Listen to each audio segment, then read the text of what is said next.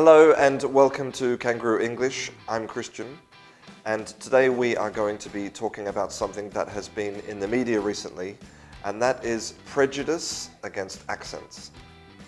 So recently there has been some debate in the media about prejudice against accents, and so today I'm going to be talking about whether accent prejudice really exists, what it is, and what we can do about it.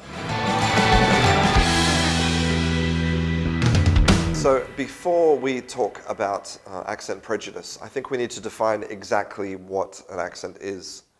Now, I know that this seems like such a basic thing, but let's clarify exactly what an accent is. So an accent is the way that you pronounce the words in your language. And an accent can be based on various factors. So the region that you come from, your social class, your ethnic background, all of these things come together to contribute to your accent. But the other thing is that accents are not fixed. And not only do some people change their accent depending on who they're speaking to, but also people's accents change over time, both individually and as a community, of course, as the language evolves. Now, you may think that you have no accent or a mild accent, or maybe you might think that there are people who exist, maybe, for example, newsreaders, or people who make announcements at airports who have no accent. But the fact is that it's impossible to speak without having an accent. What seems to you to be unaccented speech, to somebody else is going to sound very strong, your accent. For example, an American in Australia, or somebody from London in Texas, of course, you're going to sound like you have a very strong accent. So it's impossible to speak without conveying some information about yourself. So as soon as you open your mouth, you're giving away where you're from, your social background, maybe your ethnic background, whether or not English is your first language. All of this information comes simply from you speaking. Now, I'd just like to clarify that in this video, although I use the general term accent prejudice, we probably really should call it dialect prejudice, because it's not just the pronunciation of the words we're talking about. It is the pronunciation and the specific vocabulary, and also the specific grammatical structures related to a community. So the next thing we need to define is, what is accent prejudice? Well, accent prejudice is like any other type of prejudice, where we form an opinion about somebody, not based on facts, but based on simply how they speak. Now, this could be either a negative or a positive prejudice. It's not always negative. So, for example, somebody speaking, I say, "Ooh, you sound posh," or "You sound educated," or "You sound rich," or "You sound stupid."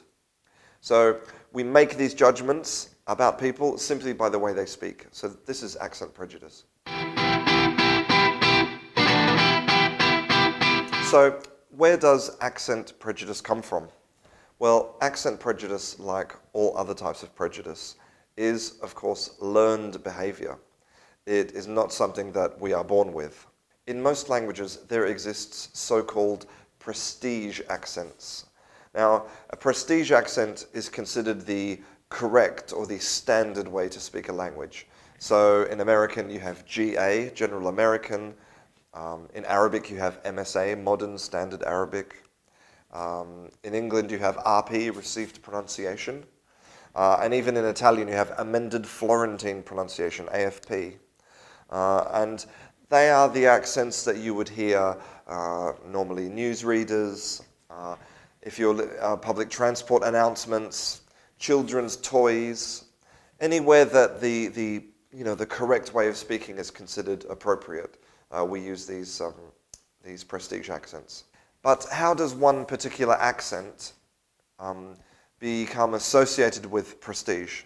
Well, Heinz Kloss explains that prestige comes from a number of factors, including the rich literary heritage, a high degree of language modernization, considerable international standing, and the prestige of its speakers. So essentially, the prestige of the accent doesn't come from the accent itself, it comes from the people who speak that language. So if you have a large group of people who are highly educated, then the accent is awarded a lot of prestige, which is then passed down to new speakers of that language. And this prestige may or may not be deserved, but that's how it works. So why is prejudice against skin color or sexual preference taboo in modern society, but accent prejudice isn't? Well, I think the reason is that while you obviously cannot change your skin color, and now people understand that as well, you cannot choose your sexual preference, it appears that you can choose the way you speak. And so if you use a non-prestige accent, it's either ignorance or laziness. It seems to be a matter of choice. So the next thing we need to ask is if accent prejudice really is a problem that we need to worry about. Well, in the preface to his play Pygmalion, George Bernard Shaw wrote in 1916, "Finally, and for the encouragement of people troubled with accents that cut them off from all high employment, I may add that the change wrought by Professor Higgins in The Flower Girl is neither impossible nor uncommon." So Shaw knew, even back in 1916, that your accent can limit your future possibilities. And the reason for this is because the reality is that your strong regional accent can definitely affect your prospects in the world. So let's look at some data.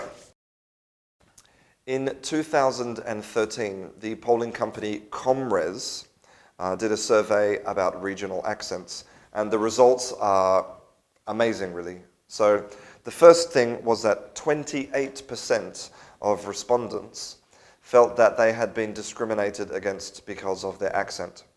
So that's almost a third of people feel at some time that simply the way they speak has caused discrimination, which is incredible, really.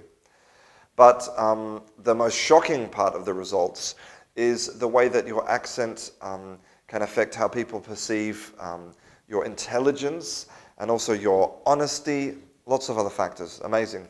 So here you can see a table of results. So this shows how you can be seen as more intelligent or less intelligent based on your accent. So we can see that received pronunciation, which is the prestige accent in English, which is how the Queen of England speaks, how newsreaders speak. You are 62% of people would consider you intelligent, and only 3% of people would consider you unintelligent, simply from opening your mouth.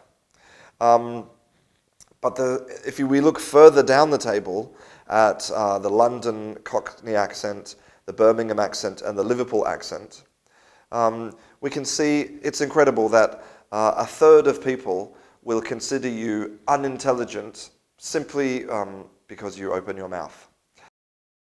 Some more data. In the online publication PLOS ONE, Anderson et al.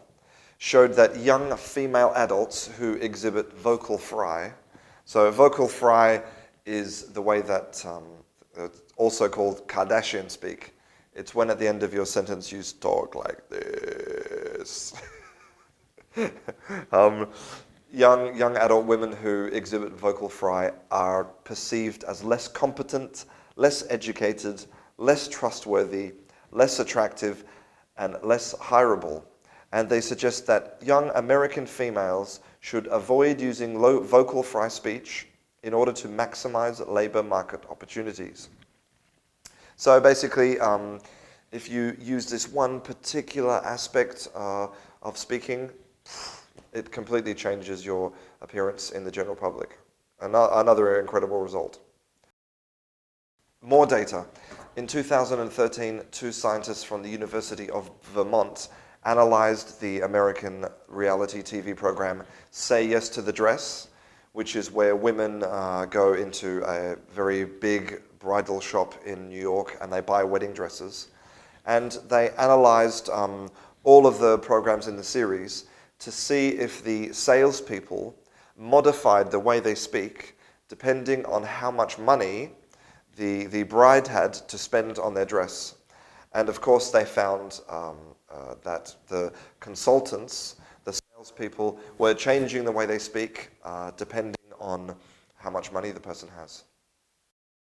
And finally, in a more abstract example, on December 19th, 2012, a contestant on an American game show, Renee Durrett, she lost thousands of dollars because she pronounced the correct answer, but with a regional accent, and it was disqualified her answer.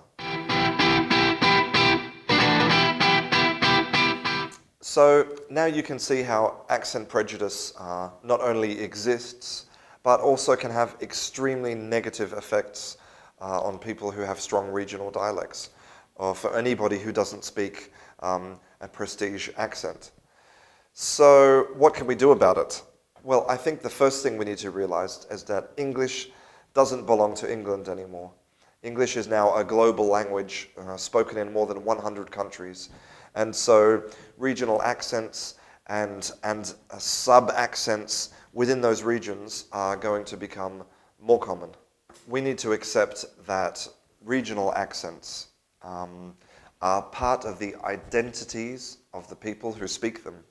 And rather than suggest that they are wrong or demonize them, what we need to do is we need to encourage people to become very good at changing their accents, depending on the situation.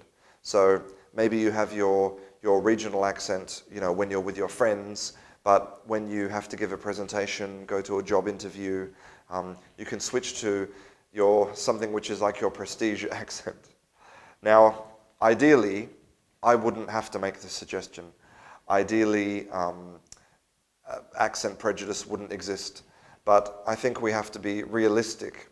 And I think it's human nature to want to categorize people, whether it's the way they speak, the way they look, the color of their skin.